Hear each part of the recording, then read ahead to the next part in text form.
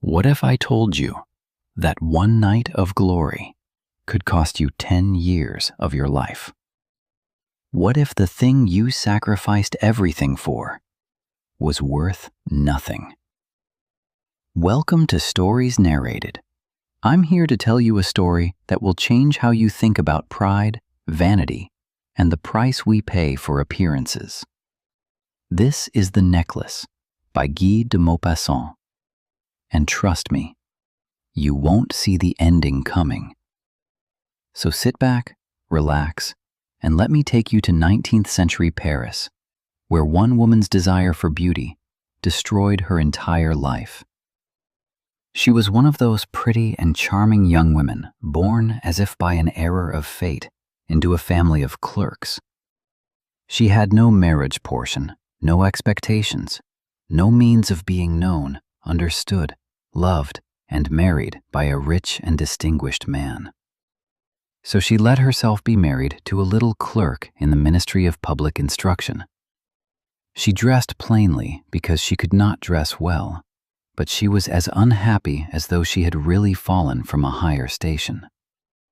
Women have no caste nor rank. Their beauty, grace, and charm serve them for birth or family.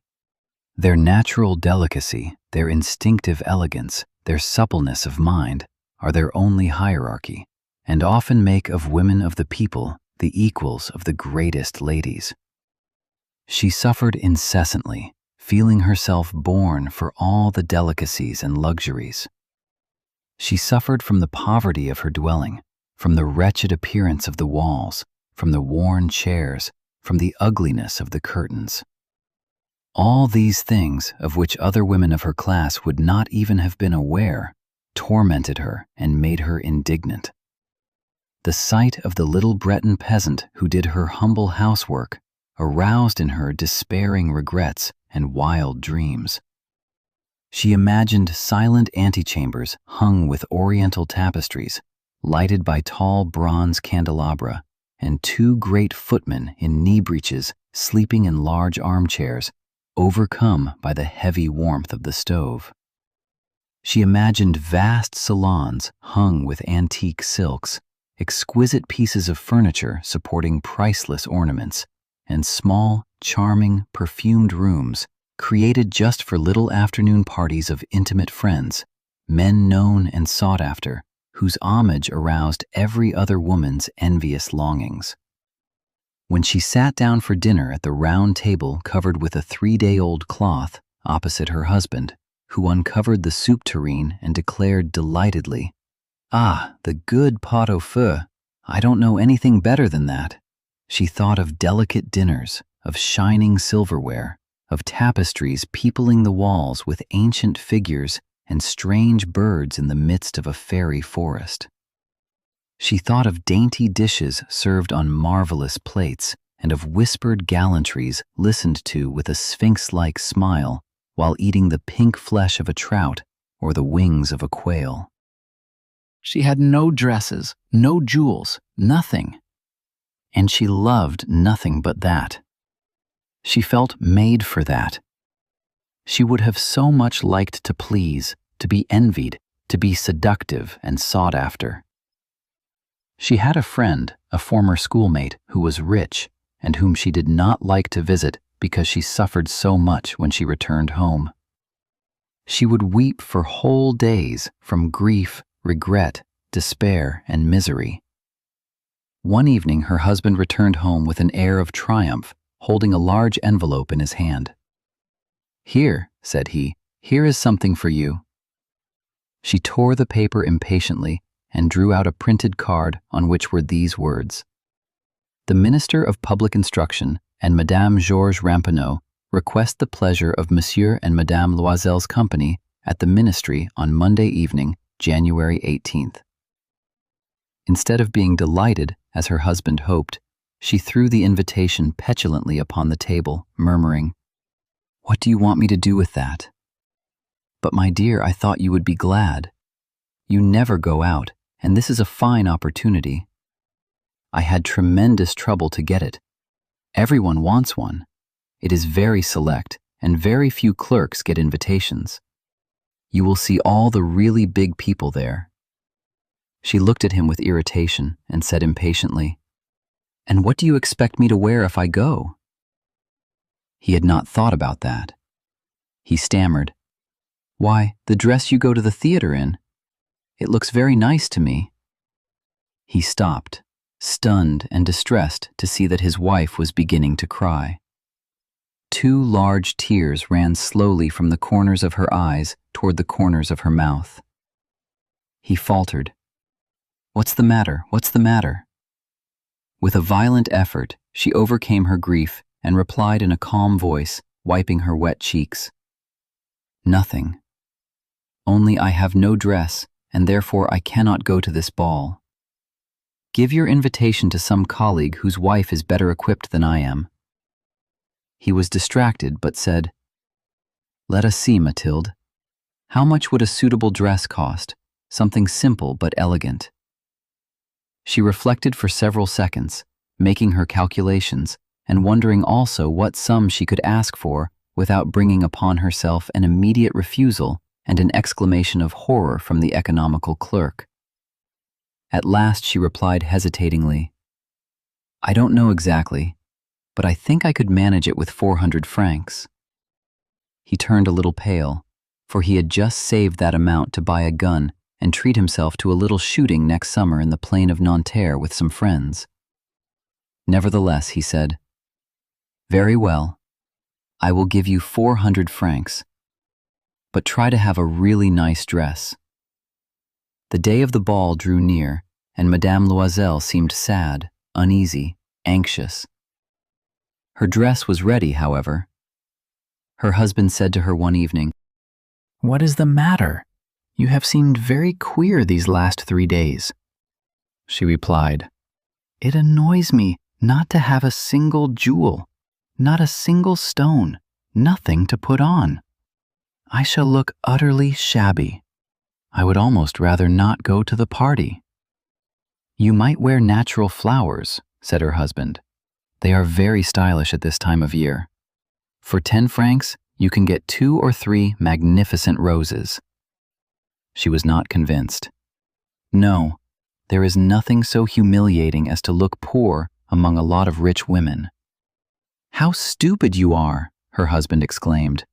"Go and see Madame Forestier and ask her to lend you some jewels. You know her well enough for that." She uttered a cry of joy. "That is true. I had not thought of it." The next day, she went to her friend and told her of her distress. Madame Forestier went to a wardrobe with a mirror door, took out a large jewel box, brought it back, opened it, and said to Madame Loisel, "Choose, my dear." She saw first some bracelets, then a pearl necklace, then a Venetian gold cross set with precious stones, of admirable workmanship. She tried the jewels before the mirror, hesitated, could not make up her mind to part with them, to give them back. She kept asking, "Have you nothing else?" "Yes, look for yourself. I do not know what you like." Suddenly she discovered, in a black satin box, a superb diamond necklace. Her heart beat fast with immoderate desire. Her hands trembled as she lifted it. She fastened it round her neck, upon her high dress, and remained in ecstasy before herself. Then she asked, hesitating, filled with anxiety, "Could you lend me this? Just this?" "Yes, certainly." She threw her arms round her friend's neck, kissed her passionately, then fled with her treasure. The day of the ball arrived. Madame Loisel was a success. She was prettier than them all, elegant, graceful, smiling, and wild with joy. All the men looked at her, asked her name, sought to be introduced. All the attachés of the cabinet wished to waltz with her. The minister noticed her.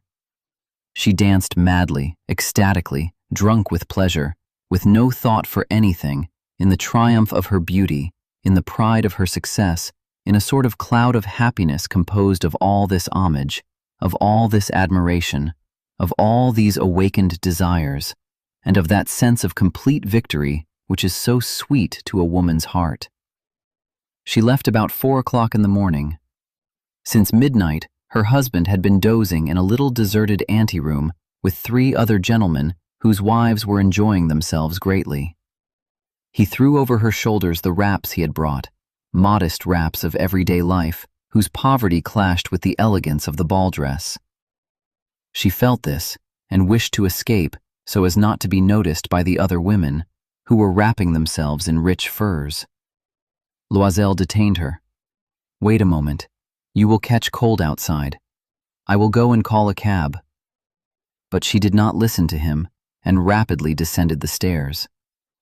When they reached the street, they could not find a cab. They began to look for one, shouting after the drivers, whom they saw passing at a distance. They walked toward the Seine, shivering with cold.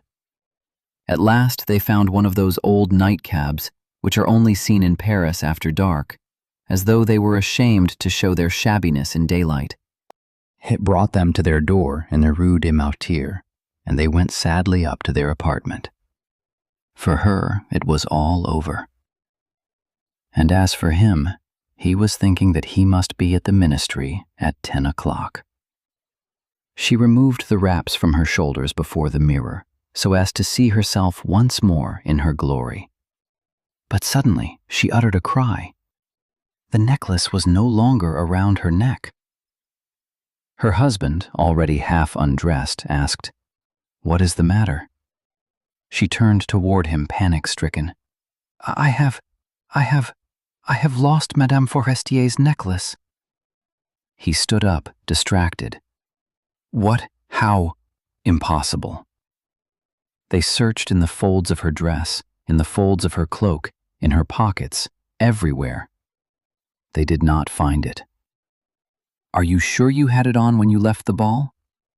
"Yes, I touched it in the hall at the ministry." "But if you had lost it in the street, we should have heard it fall. It must be in the cab." "Yes, probably. Did you take the number?"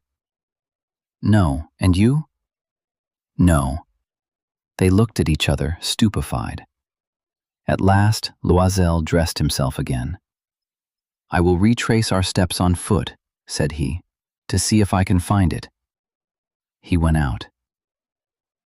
She remained in her evening dress, lacking strength to go to bed, collapsed on a chair, without fire, without thought. Her husband returned about 7 o'clock. He had found nothing. He went to the police, to the newspapers to offer a reward, to the cab companies, everywhere, driven by the slightest spark of hope. She waited all day in the same state of distracted fear before this terrible calamity. Loisel returned at night with a hollow, pale face. "You must write to your friend," said he, "that you have broken the clasp of her necklace and that you are having it mended. That will give us time." She wrote at his dictation. At the end of a week, they had lost all hope. Loisel, who had aged 5 years, declared, "We must see about replacing the jewels." The next day, they took the box which had contained it and went to the jeweler whose name was inside. He consulted his books. "It was not I who sold this necklace, madame. I must simply have supplied the case." They went from jeweler to jeweler, searching for a necklace like the other, comparing them with the memory of the lost one, both sick with grief and anxiety. In a shop at the Palais Royal, they found a necklace of diamonds which seemed to them exactly like the one they had lost. It was worth 40,000 francs. They could have it for 36,000. They begged the jeweler not to sell it for 3 days, and they made a bargain that he should take it back for 34,000 francs if they should find the lost necklace before the end of February. Loisel possessed 18,000 francs which his father had left him. He would borrow the rest. He borrowed, asking 1,000 francs from one, 500 from another, 5 louis here, 3 louis there. He signed notes, made ruinous agreements, dealt with usurers and all the race of moneylenders. He compromised the rest of his life, risked signing without even knowing whether he could meet the obligations, and, frightened at the trouble yet to come, at the black misery about to fall upon him, at the prospect of all the physical privations and moral tortures he was to suffer. He went to get the new necklace, laying down 36,000 francs upon the counter. When Madame Loisel took the necklace back to Madame Forestier, the latter said to her in a chilly voice, "You should have returned it sooner. I might have needed it." She did not open the case, as her friend had feared. If she had detected the substitution, what would she have thought? What would she have said? Would she not have taken her for a thief? Madame Loisel came to know the horrible life of the needy. From that moment she played her part heroically. This dreadful debt must be paid. She would pay it. They dismissed their servant. They changed their lodgings. They rented a garret under the roof. She came to know what heavy housework meant and the odious cares of the kitchen. She washed the dishes, using her rosy nails on the greasy pots and pans. She washed the soiled linen, the shirts, and the dishcloths, which she dried upon a line. Each morning she carried the garbage down to the street and carried up the water, stopping for breath at each landing. And, dressed like a woman of the people, she went to the grocer, the butcher, and the fruiterer, with a basket on her arm, bargaining, meeting with impertinence, defending her miserable money sou by sou. Each month they had to meet some notes, renew others, obtain more time.